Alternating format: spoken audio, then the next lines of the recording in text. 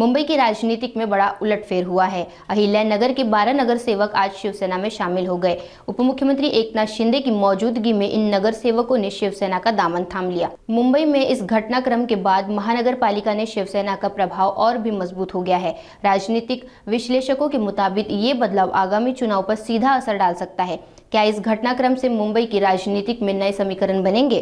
क्या विपक्षी दलों के लिए ये खतरे की घंटी है? ये देखने वाली बात होगी।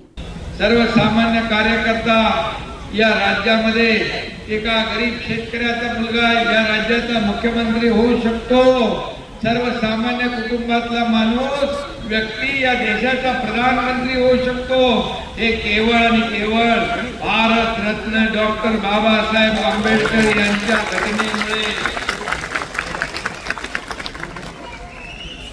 आणि त्यांचा आदर्श त्यांनी या देशाला घटना दिली, त्या घटनेवर आधारित आम्ही कारभार करतो। देशाचा कारभार प्रधानमंत्री मोदीजी करतात आणि इकडे महायुतीचं सरकार करतंय। लोकसभेमध्ये काय काय फसवलं, संविधान बदलणार, आरक्षण जाणार। खरंच काही लोक घाबरले। आता आदिवासी समाजाचे लोक बाहेर होती, इथंही आहेत, कोळी समाज आहे, इथे आपल्या बाबासाहेबांचे अनुयायी, आपला दलित शोषित पीडित सगळे लोक, पारधी समाज सगळे या ठिकाणी एकत्र आलेले आहेत। आणि मग लोकसभेमध्ये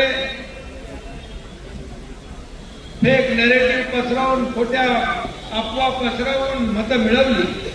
परंतु नंतरच्या 4 ते 5 महिन्यामध्ये आम्ही सगळं वातावरण पलटवून टाकलं।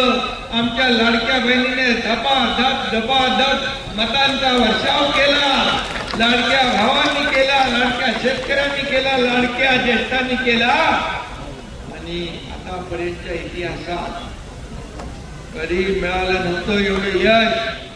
232 जागा महायुतीला मिळाल्या आणि एक दैदिप्यमान इतिहास आणि यश या राज्याने पाहिलं। आणि म्हणून सुमित एक सर्वसामान्यांसाठी लढणारा कार्यकर्ता आहे, नेता आहे। आणि म्हणून आज तुम्ही एवढ्या मोठ्या संख्येने महाराष्ट्रातून आपण इकडे आलेला। त्याने मगाशी बोलताना सांगितलं की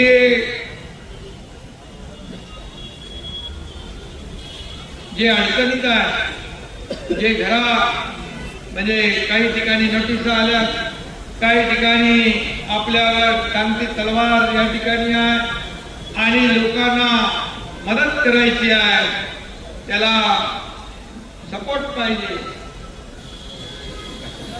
ताकद पाहिजे।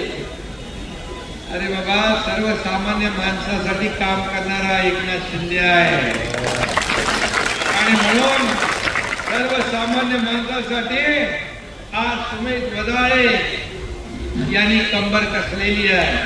आणि मग सर्वसामान्यांसाठी सुमितच्या पाठीशी एकनाथ शिंदे खंबीरपणे उभा राहील।